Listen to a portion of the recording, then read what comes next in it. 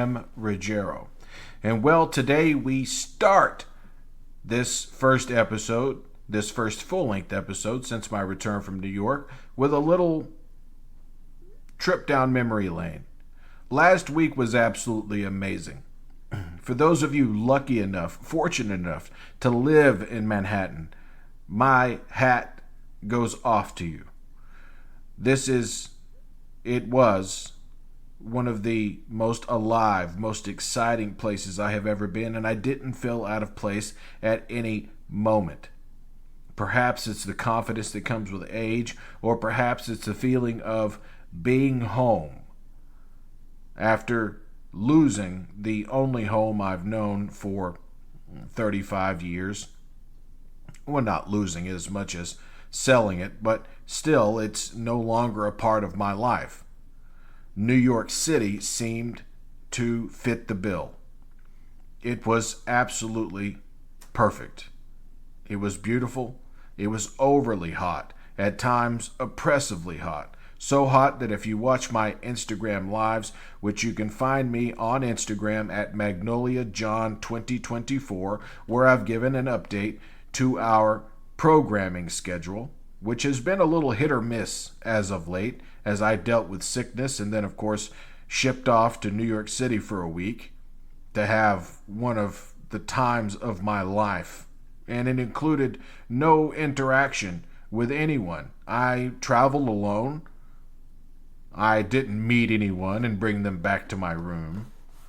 I simply had a nice time in a very nice hotel, dealing with very kind, very generous, and very decent people. It was truly remarkable. Truly remarkable. As again, I had the time of my life. And I returned home just in time for that dismal debate performance by the current President of the United States, Joseph Robinette Biden. And why do I say it was dismal? Because it was. It was a terrible performance by anyone's standards. No one could stand up and say, President Biden performed well, didn't he? Well, for one, he had a cold. And for anyone who's had this cold that's been going around, as I've had it, it is congesting beyond belief. I could not come on the air and speak for a solid 30 minutes to an hour and give you updates on the news and what's going on around the world, because I was hacking myself to death. I was coughing up whatever. It was absolutely awful. It was one of the worst summertime illnesses I have ever gotten. And yes, it was just a cold, but it would have thrown me off on a debate stage as well. But it was more than that. There was a moment in there where Biden just looked and felt old. And that's dangerous. We don't want the American people going around thinking that Joe Biden can't handle another 4 years in office, because we can't lose along the margins, because in this rigged electoral college system that allows minority rule to happen over and over again, starting with Bush in 2000, and then with, of course, Trump in 2016, losing by 2.7 million votes, but still somehow becoming president of what is supposed to be a democracy. Well, it obviously is not a pure democracy. It's a democracy with guardrails put up everywhere to make sure truly progressive, truly idealistic, and true change candidates can't get through the system. And with that being said, it's time to move on to the news of the day. Today I listened to the New York Times Daily podcast, which featured Biden hater and Biden New York Times hitman Peter Baker. Yes, the little worm Peter Baker, who can't go more than 2 or 3 days without having to write an article about Biden's age. A man who was calling for Biden to step down as soon as he announced he was running for re-election. Yes, our favorite little Mr. Baker, who, of course, is motivated by the fact Biden hasn't given a full-length interview to the New York Times. Baker was full of anecdotes from unnamed Democratic Party members. Baker is the New York Times Biden hitman, as we all know. Baker, who's called for Biden's resignation again, but offered no option to Biden. See, this is the major mistake with those people calling for Biden to step down, even after he completely redeemed himself from a failed debate, which the second worst debate was happening at the exact same time, and that was, of course, Donald Trump, who gave one of the most embarrassing and pathetic performances of any presidential candidate in history with his fire hose of lies. And the lack of fact-checking by CNN hosts Jake Tapper and Dana Bash was, well, humiliating for the entire journalistic community, of which I suppose to some extent I am now a member. They were embarrassing. So it was essentially a sick Joe Biden struggling with a cold, probably loopy from over-the-counter medication, and yes, over-the-counter cold and flu medication, while symptoms can often be very light, barely noticeable, can also be quite heavy, and were obviously affecting the president on Thursday night. But enough about the debate. Back to the idea of replacing Joe Biden, the most successful president of my lifetime. First of all, he would have to step down because he owns all the delegates. He is already the Democratic Party nominee, and you can't pry that away from him. So, as we unpack this idea thrown around by Claire McCaskill, red state Democrat who was crushed by Josh Hawley. Yes, she couldn't put up a fight against Hawley. Hawley, the Nazi. You know, the one who set new records, new track and field records, running from the mob on January 6th, only to turn around and call them nothing more than tourists, despite the fact he ran for dear life, given an opportunity to escape the Capitol on that horrific day, that most horrific of days, at least in American history.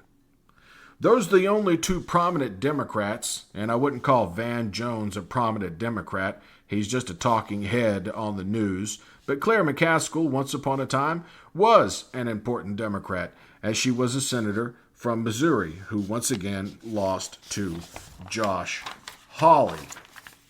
But in that question of who would replace Joe Biden if Biden decided he was just too old and just too tired, that his family convinced him it was time to step aside at this point in the race, with just a few months left, 4 months, until Election Day. Well, let's start with the all-star, Gavin Newsom. He trails by 4 points. Kamala Harris, the heir apparent to Joe Biden. Well, she's extremely unpopular, more unpopular than Biden or Trump, and is drowning versus Trump by 4 points to as many as 10 points. J.D. Pritzker, the very successful governor of the state of Illinois, down by 4 percentage points. Amy Klobuchar, who would make an excellent president, in my opinion, also down by 4+%. So, Biden, who's ahead or tied with Trump at best, Biden will remain the candidate, and any damage done by the debate was undone in his North Carolina rally the very next day. It was his liveliest rally to date. We heard chants of Joe, Joe, Joe that were so loud it drowned out any opportunity from those with microphones on stage to drown them out, to actually get a word in edgewise. The crowd was fired up as if it was a Trump rally circa 2016, back when, people actually came to his rallies, versus the dwindling number of people willing to move into that hate-filled room with grotesque people whose bellies stick out from underneath their Trump Jesus t-shirts, their ridiculous Trump hats, the Trump glasses, and their $400 Trump sneakers, even though they can't afford to have their teeth fixed. They will happily invest in something as stupid as Truth Social or stock ticker DJT Trump Media. These are the people we must defeat, because their ignorance has allowed them to believe that stripping women of their rights, stripping the EPA of its ability to actually carry out its congressional duty, its congressionally assigned duty to make sure we have clean air, clean water, to make sure that carbon emitters are, being held accountable for all of the carbon they are emitting. That we here in the United States can continue to lead the world.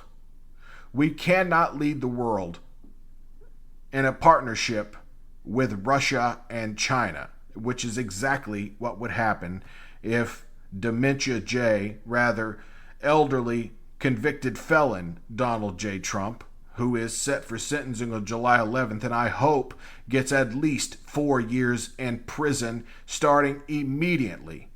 To hell with his appeals. No one else gets to stay out of jail while they're going through the appeals process, like, Peter Navarro or Steve Bannon, who after 2 years is finally headed off to the big house today, as a matter of fact, which couldn't come at a better time. There is not a bigger lowlife in the United States. His quote, and I'm quoting him exactly here, so pardon my French, was to flood the zone with shit and watch the whole thing crumble. He even discounted the plight of slaves and the work slaves did to build this country. He said that the Irish did it. Although by the time the Irish got here, around the turn of the 20th century, America was pretty much built. Now there have been obvious additions and new buildings and new landmarks and new cities that have popped up since the emergence of the Irish, who fled Ireland again between the 1850s and the 19-teens, much like my ancestors fled Italy about the same time, because life in Europe was not so great. Biden has seen a boost in enthusiasm, the type of enthusiasm we had hoped to see for so long, but now we completely dismiss it because of one bad night on a Thursday.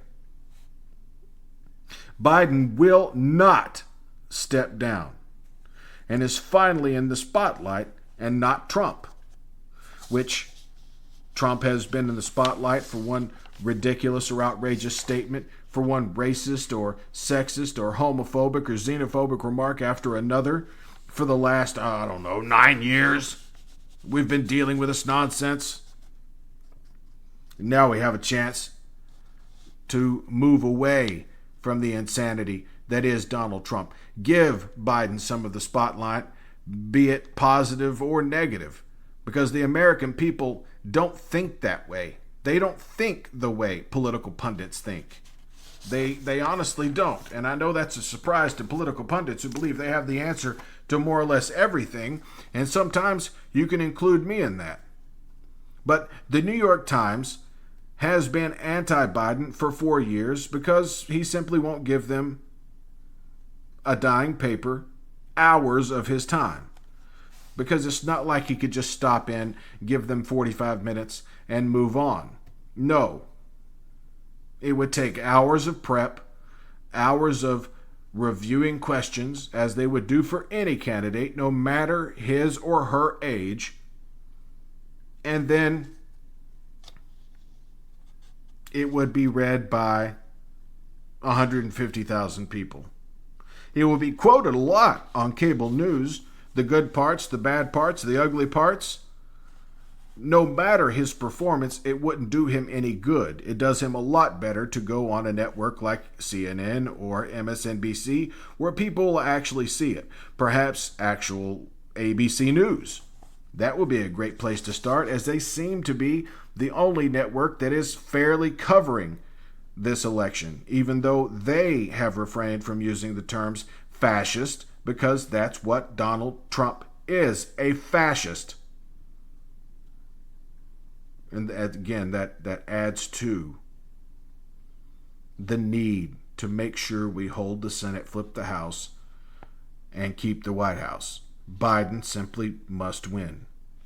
And I do believe that enough Americans have been alienated by what Donald Trump has been doing, about what Donald Trump has been planning for 2025, Project 2025, brought to you by the Heritage Foundation, and completely corporatizing America, including Social Security, Medicare, and Medicaid, to make sure it gives as little as possible, versus doing what it was designed to do, and that is be a government-run agency that gives help to those who need it, namely people over the age of 65 who qualify for Medicare, or people who have been gravely wounded who qualify for Medicaid, or who live in states where it's very difficult to get health insurance on the Affordable Care Act exchange. So instead,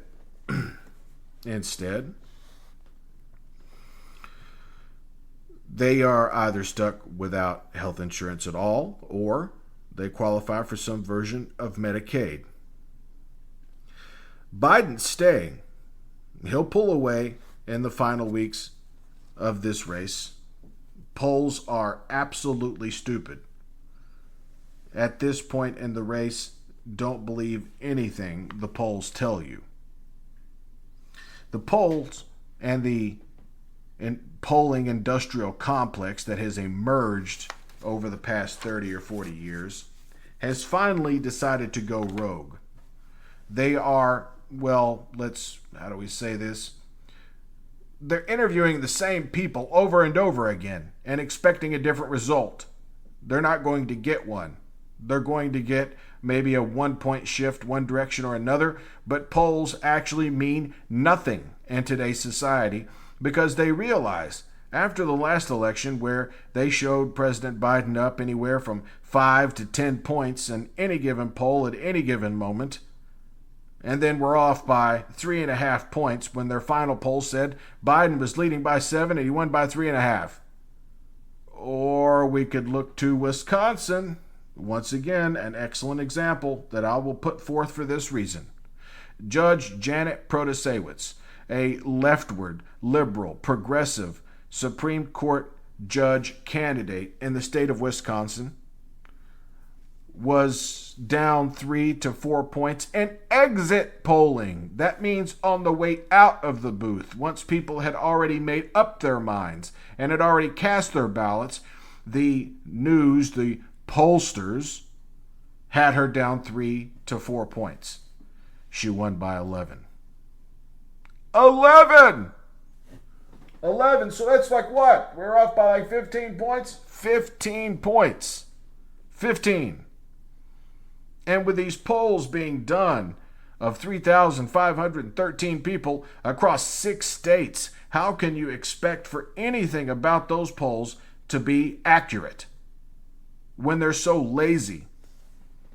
And it creates the laziest possible journalism.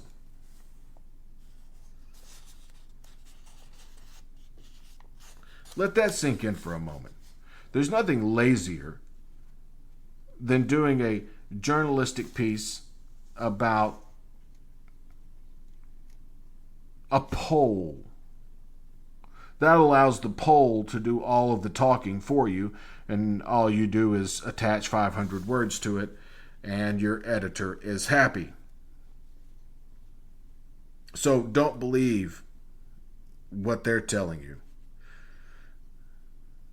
And again, Trump's debate performance likely turned off more voters than did Biden's. Why? Because Trump lied, noticeably lied, time and time and time and time again, knowing that he wouldn't be fact-checked by the two useless mouthpieces, Dana Bash or Jake Tapper. It's very difficult to be the fact-checker, sick with a cold, and have to debate 3-on-1. That's like being chosen for a basketball team, and it's you versus 3 other people. Instead of splitting the teams up equally, it's you and 3 other people. And one of those 3 is going to throw the ball at the rim and declare it went in, or lie about the score at any given moment. That's something that all of us, especially guys, we've experienced with people who have no problem. Who have no problem lying, who have no problem being deceitful, who have no problem, fudging the score. When you're keeping score yourself, there's no scoreboard. And suddenly, in your mind, you're up 5-4. And then this loudmouth says, no, we're up 6-4. We're up 6-4, you have 4. You never got to that 5th point. Wait, what?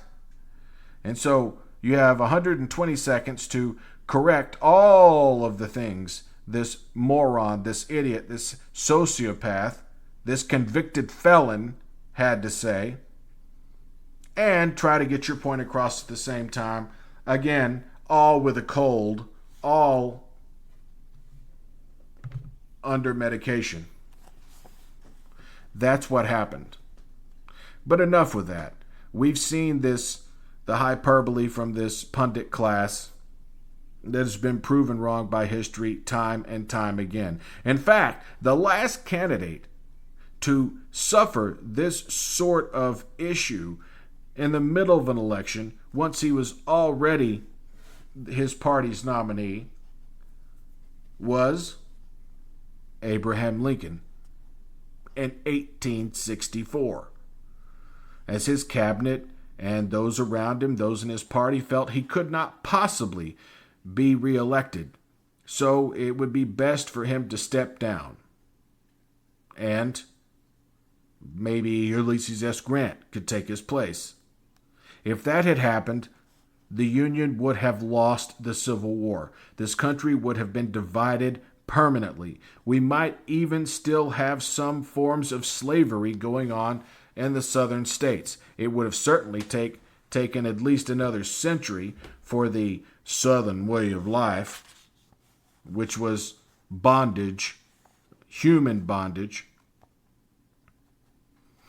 to exist for, like I said, up to another century. Biden proved the pundits wrong with a fiery speech in North Carolina, one that I mentioned earlier. Polls are worthless. And again, I use the example of Judge Janet Protasewicz, who bounced back, and the polls were only off by, 15 points. 15! Yeah, 15 points. A poll off by 15 points. So, this, I'll say to Dems, moderates, progressives, and mainstream liberals.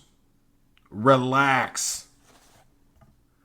Biden has already made up for the debate again in Friday in his North Carolina speech and the speeches that he's given since. Meanwhile, something actually important could be announced at any moment by the corrupt Supreme Religious Court. a politically active court, one that's been bought and paid for by billionaires like Harlan Crow. They've held on to this case as if it's actually a legit legal question. And that's, of course, quote, absolute presidential immunity, end quote. The lower court ruled unanimously, almost immediately, that it doesn't exist. But this broken political Christo-fascist court has held on to this opinion as long as it possibly could. We all know they'll likely kick it back to the circuit court. They're trying to kill any chance Judge Chutkan can move forward with the case in D.C. It was originally scheduled for March the 4th and should be over by now. The Supreme Court knows it will end with their God King going to prison for at least 30 years. The American people are being cheated and robbed by this radical minority rule court. They're robbing Americans of the knowledge whether or not Trump committed and was found guilty of the crimes. These crimes in particular are perhaps the most heinous. His coup attempt against the United States of America does not fall within his official duties as President of the United States. In fact, on January 6th, he should have been preparing the White House for the Bidens to move in.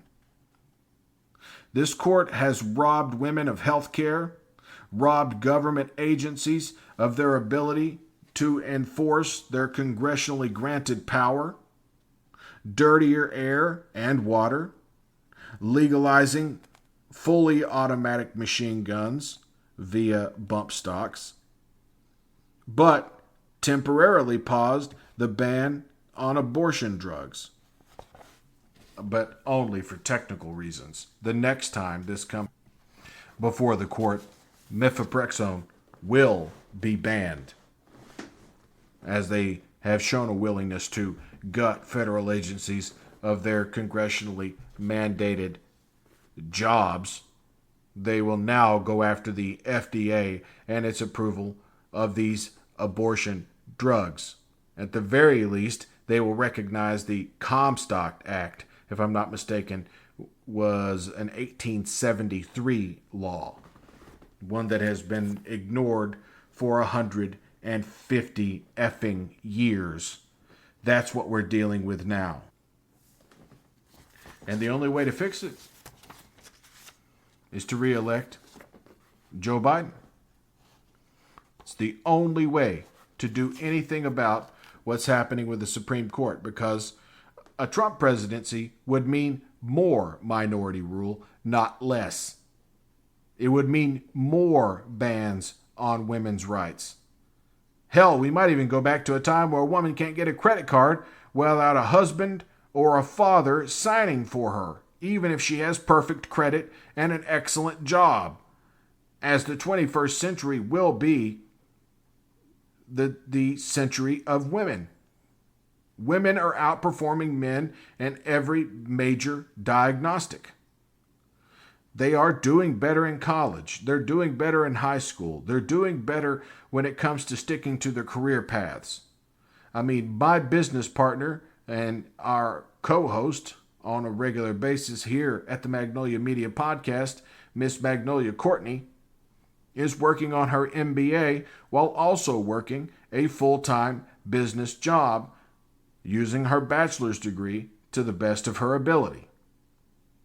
And she is a perfect example of why the future is female, especially the 21st century. Men have a long way to go to catch up with women, and I don't believe they're going to do it, especially not like this. Re-elect Joe Biden, re-elect or save the Senate, as we will likely need at least one red state pickup in either Texas or Florida. They're going to be tough seats to win. But Ted Cruz is extremely unpopular. His only advantage is that Trump is at the top of the ticket and Texas is, well, screwed. I'm sorry for those who live in Austin or in Dallas or in San Antonio or one of the amazing cities in the state of Texas, but your vote may not be enough, especially if you're not enthusiastic enough to get out and make sure you get friends out to the polls and pull just enough Republican support away from idiots like Ted Cruz or dangerous sociopaths like Donald Trump. I actually believe Donald Trump might qualify as a psychopath because I think he does some of the things he does just to watch people squirm. And that is the definition of a psychopath. Sociopath doesn't and simply doesn't care. And I agree that Donald Trump does not care about the American people in any way, shape, or form. However, I also think he gets a sick, almost sexual joy out of watching people suffer.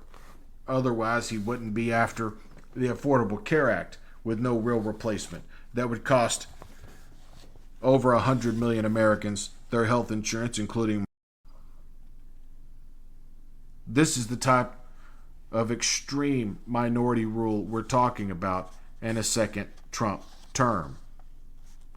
But I do believe Biden will be reelected. The news cycle moves quickly, and for better or worse, Joe Biden was at the top of that news cycle for 3 days? Here we are 4 days out, and we're back to talking about flipping the House, holding the Senate, and expanding the court out to 21, so that Samuel Alito and Clarence Thomas, who have been bought and paid for, can simply sit on the sidelines and watch one ruling after another be overturned, one misguided, one misinterpretation after another, completely gutted, including bump stocks, including automatic weapons, including weapons that should require a lot more background check than they do currently, and with no time limit on an FBI background check. Another note, I relish these moments of Democratic Party cowardice. The impulse to overreact plagues the party.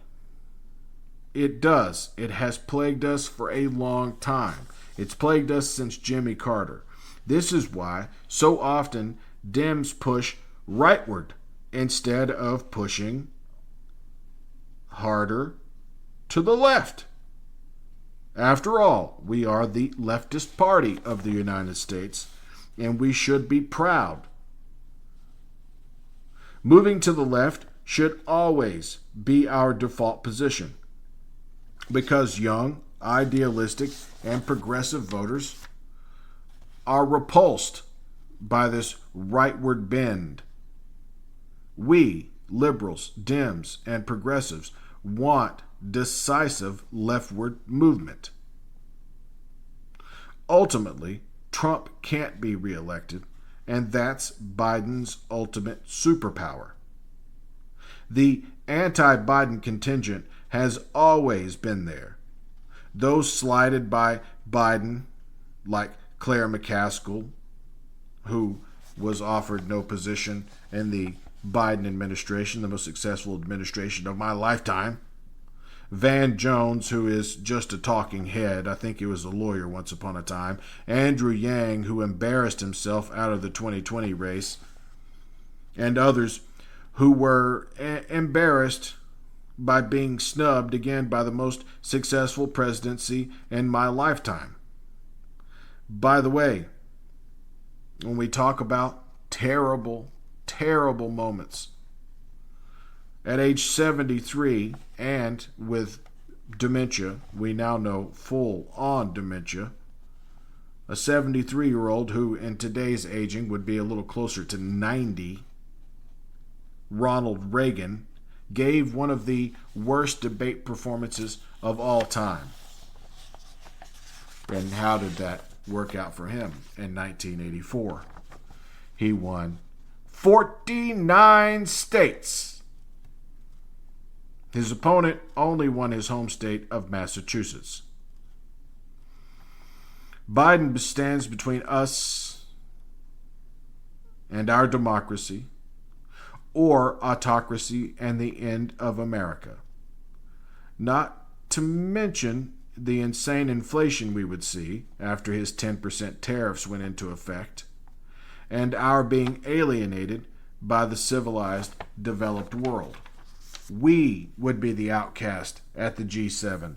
We would be the country who everyone else would be looking to figure out how we could get off the American currency in the international markets. That would be the scheme of the rest of the world, which would mean our debt would become a serious issue overnight. The incredible, crushing debt that was brought on by Republicans. The debt from people like George W. Bush's endless wars in Iraq and Afghanistan. The $2.7 trillion a year and unpaid for tax reductions by the Trump administration that only helped wealthy and super wealthy individuals and corporations. That's what we're facing. We're facing an exploding debt that will do nothing for the American people except see their taxes go up as the taxes of, corporations go down. We already have a $2 trillion gap between what we have in revenue as a government and what we actually spend, which is about $5 trillion in revenue and a little over $7 trillion in expenditures. No corporation could be run that way. Yet the United States is able to borrow from itself because we have the default currency.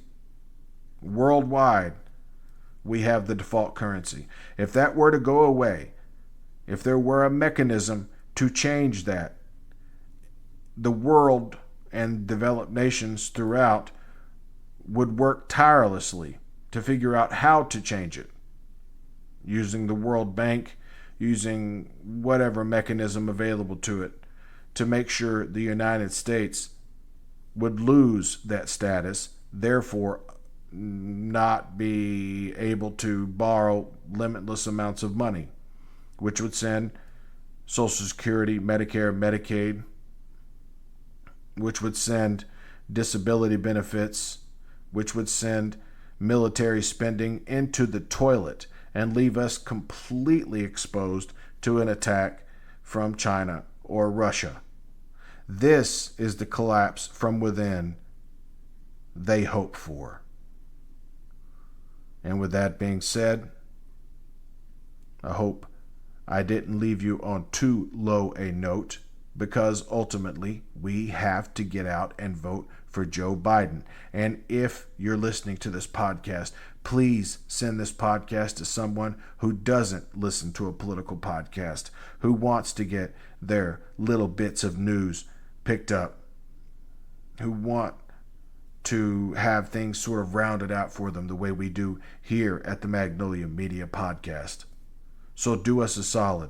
Also, if you want to be part of our new newsletter that will be going out every Friday, then please consider giving $5 at patreon.com/Magnolia Media Network. Also, check out my Instagram by searching Magnolia John 2024 on Instagram and Threads, and of course Magnolia John on that toilet known as Twitter X. You will find me there reading the paper. And with that being said, again, I'm your host, Jonathan M. Ruggiero. This has been the Magnolia Media Podcast. We will try to have episodes for you going forward on Tuesday, Thursday, and Saturday.